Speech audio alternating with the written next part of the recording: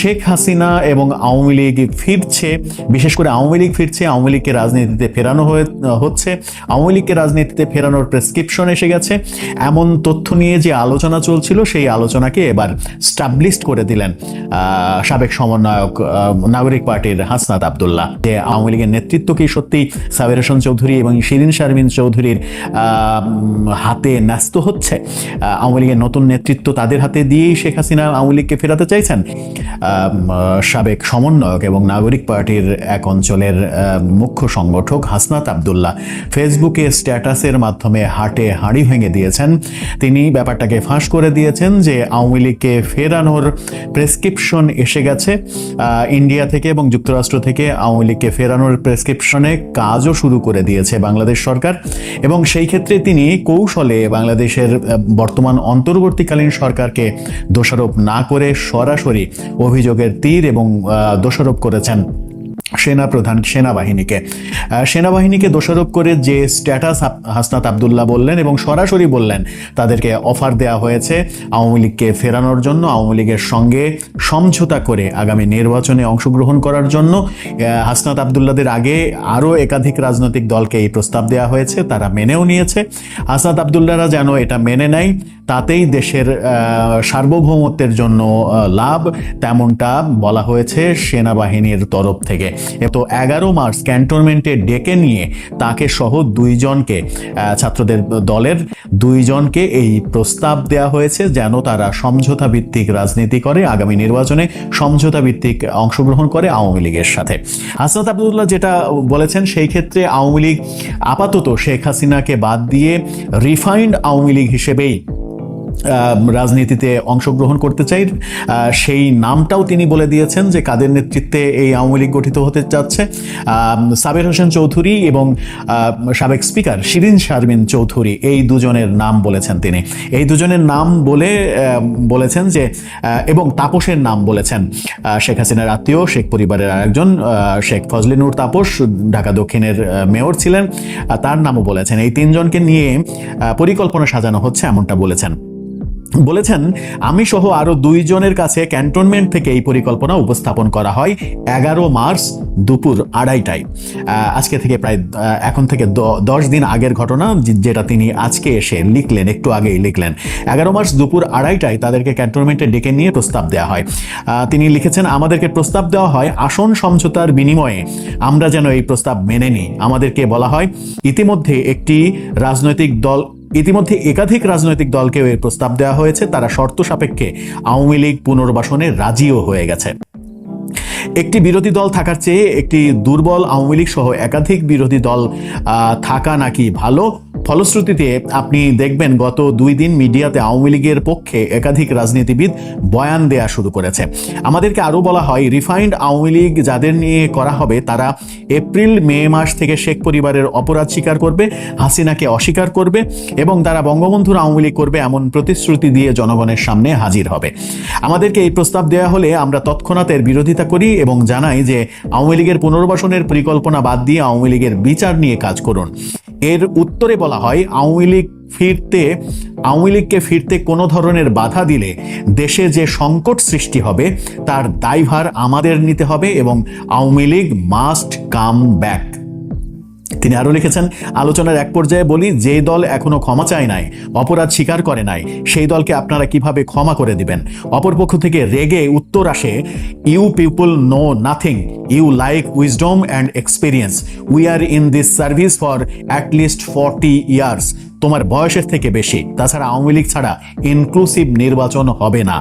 উত্তরে আমরা বলি আওয়ামী লীগের সাথে কোনো ইনক্লুসিভিটি হতে পারে না। আওয়ামী লীগকে ফেরাতে হলে আমাদের লাশের উপর দিয়ে ফেরাতে হবে। আওয়ামী লীগ ফেরানোর চেষ্টা করা হলে যে সংকট তৈরি হবে তার দায়ভার আপনাদের নিতে হবে। পরে মিটিং অসমাপ্ত রেখেই আমরা চলে আসি। তিনি শেষে লিখেছেন যে কখনো এজেন্সি, এর আগে কখনো এজেন্সি, কখনো ক্যান্টনমেন্ট থেকে চাপ দেওয়া হয়েছে, আজকেও ক্যান্টনমেন্টের চাপকে অস্বীকার করে আমি আবারও আপনাদের উপরেই ভরসা করতে চাই। এই পোস্ট তিনি আরও লিখেছেন যে এই পোস্ট দেওয়ার পরে আমার কি হবে আমি জানি না, নানামুখী প্রেসারে আমাকে হয়তো পড়তে হবে, হয়তো বিপদেও পড়তে হতে পারে, কিন্তু আওয়ামী লীগ নিষিদ্ধের প্রশ্নে কোনো ধরনের আপোষ করার সুযোগ নেই। তিনি আশঙ্কা প্রকাশ করেছেন যে এই যে পোস্ট তিনি দিলেন একটু আগে, সেই পোস্ট দেওয়ার পরে হাসনাত আবদুল্লাহর বিপদ হতে পারে। হাসনাত আবদুল্লাহ কি টেকনিক্যালি একটা ভুল করে ফেললেন? তিনি এই মুহূর্তে সেনাবাহিনীকে মুখোমুখি দাঁড় করিয়ে তাদের রাজনৈতিক ভবিষ্যৎ কি একেবারে অনিশ্চিত করে ফেললেন? কারণ এই সেনাবাহিনীর বিপক্ষে এই ধরনের পোস্ট, হয়তো সেনাবাহিনীর 2-4 জন তার সঙ্গে কথা বলেছে, যারা কথা বলেছে তাদের মধ্যে সেনাবাহিনীর 2-4 জন হয়তো ছিলেন, কিন্তু সরাসরি গোটা সেনাবাহিনীকে বিতর্কিত করা, এতে যদি সমস্ত সেনা সদস্যরা খেপে যায়, তাতে করে এই যে নাগরিক পার্টি, এদের ভবিষ্যৎ অন্ধকারের দিকেও চলে যেতে পারে বলে পর্যবেক্ষকরা কিন্তু বিশ্লেষণ করছেন। এর একটা জ্বলন্ত প্রমাণ আমরা দিতে পারি যে এই স্ট্যাটাস যখন হাসনাত আবদুল্লাহ রাত 2টার দিকে দিচ্ছেন, তা সেই রাতেই বরিশালে তার দলের যিনি আহ্বায়ক নাহিদ ইসলাম, তিনি কিন্তু লাঞ্ছিত হয়েছেন। বরিশাল সফরে গিয়ে তিনি তার সহকর্মীদের দ্বারা লাঞ্ছিত হয়েছেন। তাকে ভুয়া ভুয়া স্লোগান দিতে দেখা গেছে তার বিরুদ্ধে।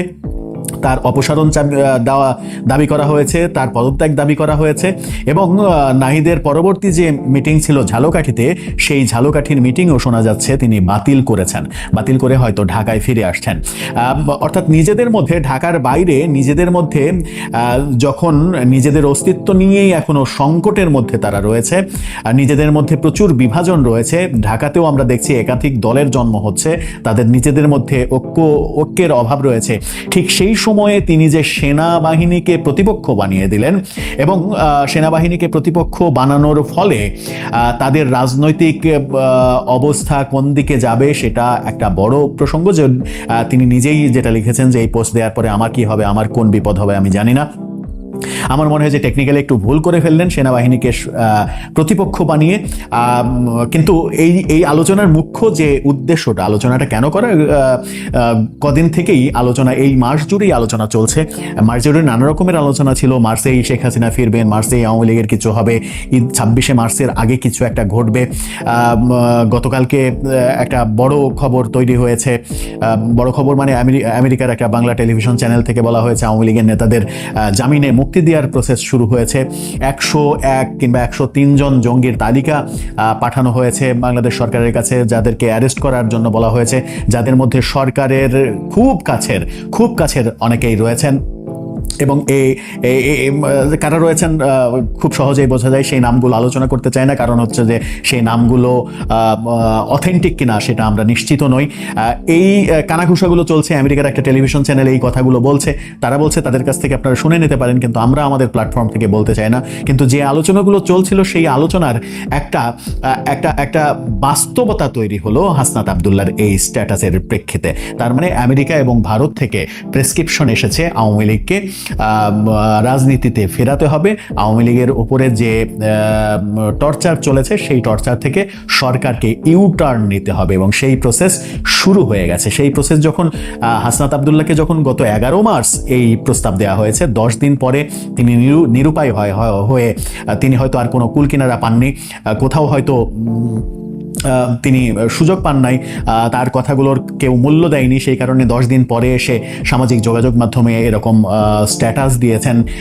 সেই স্ট্যাটাস ইতিমধ্যেই ভাইরাল হতে শুরু করেছে, এবং সেহরির সময় সেই স্ট্যাটাস নিয়ে নতুন করে আলোচনা শুরু হবে। আপনারাও যখন সেহরির সময় এই ভিডিওটি দেখছেন তখন নিশ্চয়ই অবাক হবেন। যুক্তরাষ্ট্রের মনোভাব একেবারে পরিষ্কার করেছেন তুলসী গ্যাবার্ড ভারত সফরে এসে। এনডিটিভি ওয়ার্ল্ডের সঙ্গে সাক্ষাৎকারে বাংলাদেশ সম্পর্কে যে সকল কথা বলেছেন তাতে বাংলাদেশের সরকার একটু নড়ে চড়ে বসেছে। সরকার এর আগে যে ব্যাপারগুলোতে খুব একটা গুরুত্ব দিচ্ছিল না, সেই ব্যাপারগুলোতে অনেক বেশি সিরিয়াস হয়েছে। বিশেষ করে জঙ্গিবাদের ব্যাপারে, জঙ্গিবাদ নির্মূল করতে হবে, জঙ্গিদের ধরতে হবে, অ্যারেস্ট করতে হবে, জেলে পাঠাতে হবে। যে সকল জঙ্গিকে মুক্তি দেওয়া হয়েছিল তাদেরকে আবারও ধরতে হবে। সেরকম শর্তের পাশাপাশি ইনক্লুসিভ নির্বাচনের কথা কি সামনে আনা হচ্ছে। এই ব্যাপারগুলো যখন ঘটছে, এরকম শর্তের ব্যাপার যখন শোনা যাচ্ছে, এবং আমেরিকার একটি বাংলা টেলিভিশন চ্যানেল থেকে বেশ মারাত্মক কিছু ইনফরমেশন দেওয়া হচ্ছে, সেই ইনফরমেশনটা সত্য কি মিথ্যা সেটা এই মুহূর্তে বলাটা খুব মুশকিল, তবে সেটা নিয়ে আলোচনা করব। পাশাপাশি বাংলাদেশের কোনো গণমাধ্যম প্রথমবারের মতো কোনো উপদেষ্টার বিরুদ্ধে দুর্নীতি ব্যাপারে কথা বলল এবং 1,000 কোটি টাকা দুর্নীতি করে মালিক হয়ে যাওয়ার কথা বলল।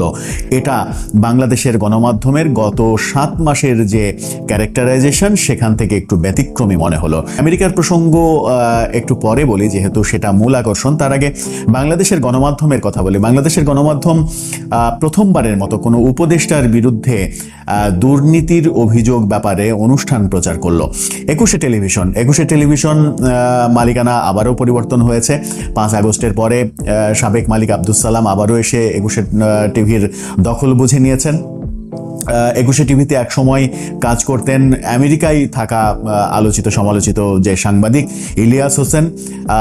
তিনি নানা কারণে জনপ্রিয়, আবার নানা কারণে বিতর্কিত, সেই আলোচনায় যাচ্ছি না। তবে তিনি যে জনপ্রিয় এটা অস্বীকার করার কোনো উপায় নেই। তিনি 21 টেলিভিশনের একটি অনুষ্ঠানে উপস্থিত হলেন। সেই অনুষ্ঠানেই বলা হলো উপদেষ্টা আসিফ নজরুলের দুর্নীতির খবর। ইলিয়াস হোসেনের একদিন আগেই আমরা দেখেছি আসিফ মাহমুদ সম্পর্কে ফেসবুক পোস্ট। আসিফ মাহমুদের দুর্নীতি, স্থানীয় সরকার মন্ত্রণালয় নিয়ে ঢাকার উত্তর সিটি কর্পোরেশনের ওয়ার্ড কাউন্সিলরদের পরিবর্তে যে প্রশাসক নিয়োগ, 129 জন প্রশাসক নিয়োগ হবে, সেই ইন্টারভিউ হচ্ছে এবং নাগরিক পার্টির তত্ত্বাবধানে এটা হচ্ছে। আসিফ মাহমুদ এটা তদারকি করছেন। সেখান থেকে কারো কাছ থেকে 50 লাখ, কারো কাছ থেকে 1 কোটি 2 কোটি টাকা পর্যন্ত নেওয়া হচ্ছে, এরকম একটা স্ট্যাটাস দিয়েছিলেন ইলিয়াস হোসেন। তারপরে আমরা গতকালকে দেখেছি ইলিয়াস হোসেনের ফেসবুক পেজ গায়েব হয়ে গেছে। তাকে আর ফেসবুকে পাওয়া যাচ্ছে না, তার পেজটি পাওয়া যাচ্ছে না। কে বা কারা ফেসবুক পেজ নষ্ট করলো সেটা এই মুহূর্তে বলা অসম্ভব। তবে অনেকে ফেসবুকে এটাও লেখালেখি করছেন যে উপদেষ্টা সম্পর্কে এরকম স্ট্যাটাসই ইলিয়াস হোসেনের কাল হলো। এর ফাঁকেই আবার 21 টেলিভিশনের অনুষ্ঠানে আসিফ নজরুল সম্পর্কে ভয়াবহ কথা বললেন আসিফ নজরুল এরই মাঝে আইন মন্ত্রণালয়ের নানা দুর্নীতি করে 1,000 কোটি টাকারও বেশি মালিক হয়ে গেছেন। কিভাবে হয়েছেন, কোন কোন ওয়েতে হয়েছেন, কোন কোন জায়গায় দুর্নীতি করেছেন, সেটা নিয়ে তার পরবর্তী ভিডিওতে তিনি বিস্তারিত বলবেন বলে জানিয়েছেন। বাংলাদেশের কোনো গণমাধ্যম এই খবরটা প্রচার করেছে যখন সমালোচনা হচ্ছে যে উপদেষ্টাদের কোনো খবর গণমাধ্যম বলছে না, উপদেষ্টাদের দুর্নীতির খবর, উপদেষ্টাদের ভুল ভ্রান্তির স্বজনপ্রীতির খবর কোনো গণমাধ্যম বলছে না। ঠিক সেই সময় 21 টেলিভিশন একটি ব্যতিক্রমী কাজ করলো। এই অনুষ্ঠান প্রচারের ফলে 21 টেলিভিশন আবার বিপদে পড়ে যায় কিনা সেটা আমরা দেখব হয়তো ভবিষ্যতে। চলে যায় আমেরিকার প্রসঙ্গে। আমেরিকা বাংলাদেশ সরকারের উপরে নতুন চাপ দিয়েছে। তুলসী গাবার্ডের সেই মন্তব্যের পরে নতুন ধরনের চাপ দিয়েছে, এরকম খবর প্রচার করা হচ্ছে নানা দিক থেকে। বিশেষ করে আমেরিকারই একটি বাংলা টেলিভিশন চ্যানেল, সেখান থেকে বলা হচ্ছে যে বাংলাদেশের অন্তত 100 জনের বেশি জঙ্গিদের একটি তালিকা তৈরি করে দেওয়া হয়েছে। সেই তালিকা অনুযায়ী অ্যারেস্ট করতে বলা হয়েছে এবং জঙ্গিবাদ ব্যাপারে জিরো টলারেন্সে যেতে বলা হয়েছে সরকারকে। তারই ফলশ্রুতিতে নাকি আরাকান যে সন্ত্রাসী সম্প্রতি একদিন আগেই অ্যারেস্ট হতে দেখেছি আমরা, সেই সন্ত্রাসী অ্যারেস্ট হওয়ার ঘটনা ঘটেছে, সেই জঙ্গি অ্যারেস্ট হওয়ার ঘটনা ঘটেছে এবং কক্সবাজারে একটা যৌথ বাহিনীর অভিযানও চলেছে। 100 জনের 100 কিংবা 100+ এরকম যে তালিকা, সেখানে শুধুমাত্র জঙ্গি না, জঙ্গিদের সহায়তা যারা করছে 5 আগস্টের পরে নানাভাবে জঙ্গিদের উৎসাহ উদ্দীপনা এবং ব্যাকআপ যারা দিয়েছে তাদেরও নাকি নামের তালিকা রয়েছে। যদিও কিছু কিছু নাম শোনা যাচ্ছে, সেই টেলিভিশন চ্যানেল থেকে কিছু কিছু নামও বলা হয়েছে, কিন্তু সেই নামগুলো নিয়ে আমরা আমাদের প্ল্যাটফর্ম থেকে অন্তত এই মুহূর্তে কোনো আলোচনা করতে চাই না, যেহেতু ব্যাপারটা মীমাংসিত নয়। ব্যাপারটা এখন পর্যন্ত আমরা ভাবতে পারি অনুমান ভিত্তিক। এই মজার ব্যাপার হচ্ছে সেখানে চমকপ্রদ কিছু আলোচিত নামও রয়েছে যাদেরকে গ্রেপ্তার করার নির্দেশনা এসেছে নাকি আমেরিকা থেকে, এরকম কথা বলা হচ্ছে আমেরিকার সেই বাংলা গণমাধ্যম থেকে। এছাড়াও বলা হচ্ছে ইনক্লুসিভ নির্বাচন, সেখান থেকে মিস্টার রহমান নামের একজন সাংবাদিক, তিনি তার সোর্স তাকে এরকম খবর দিয়েছে, এমনটা তিনি বলার চেষ্টা করেছেন সেই টেলিভিশন চ্যানেলে। তিনি বলেছেন যে ইনক্লুসিভ নির্বাচন, আওয়ামী লীগকে নিয়ে নির্বাচনের পথে হাঁটতে বলা হয়েছে এবং আগামী ঈদের আগেই আওয়ামী লীগের ডাকসাইটে কিছু নেতা যারা জেলে রয়েছে তাদের মধ্যে অন্তত 10 জনকে জামিনে মুক্তি দেওয়ার কথা বলা হয়েছে।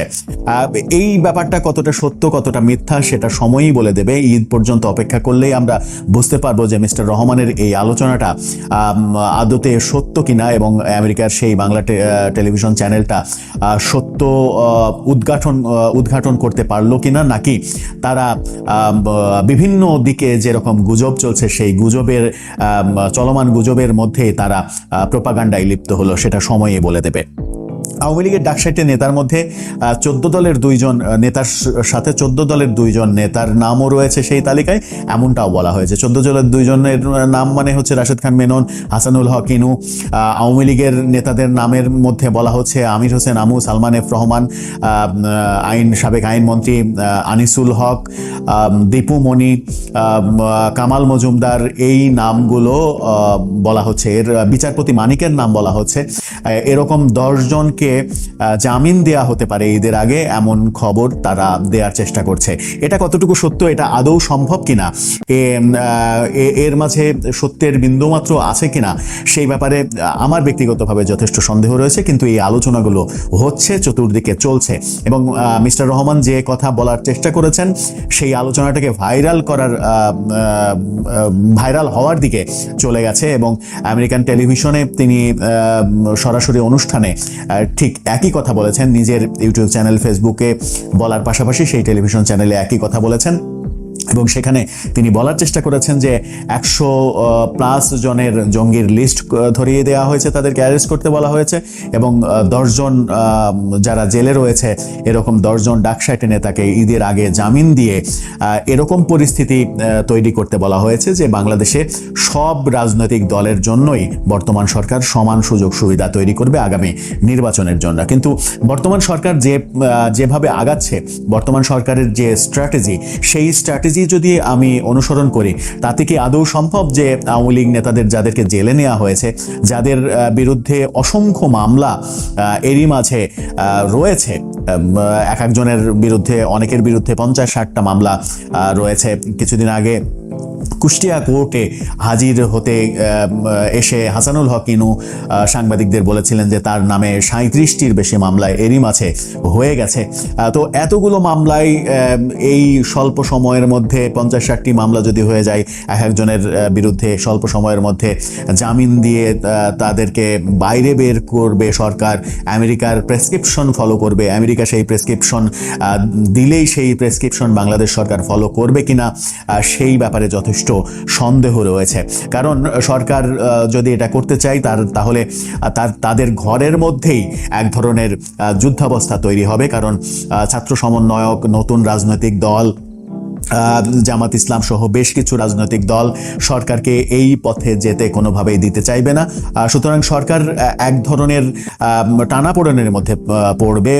যদি আমেরিকা থেকে এরকম মেসেজ এসে থাকে, তাহলে এরই মাঝে সরকার নিশ্চিত করে এই টানাপোড়েনের মধ্যে পড়েছে যে এই কুল রাখবে নাকি ওই কুল রাখবে, কোন কুল রাখবে। সেনাবাহিনী প্রধানের সঙ্গে প্রধান উপদেষ্টার সাক্ষাৎ একটা ইঙ্গিত দেয় যে আমেরিকা থেকে বড় ধরনের কোনো মেসেজ হয়তো এসেছে, এবং সেই মেসেজ নিয়ে সেনাপ্রধান যে কাজ করছেন সেটাও এই সাক্ষাতে মোটামুটি বোঝা গেছে। কিন্তু সেই মেসেজটা জঙ্গিদের দ্রুত গ্রেপ্তার করা, জঙ্গিদের লিস্ট দেয়া, আওয়ামী লীগ নেতাদের মুক্তি দেয়া, এই ব্যাপারগুলো কিনা সেটা হয়তো আমরা সামনে কয়েকদিনের মধ্যেই নিশ্চিত হতে পারবো।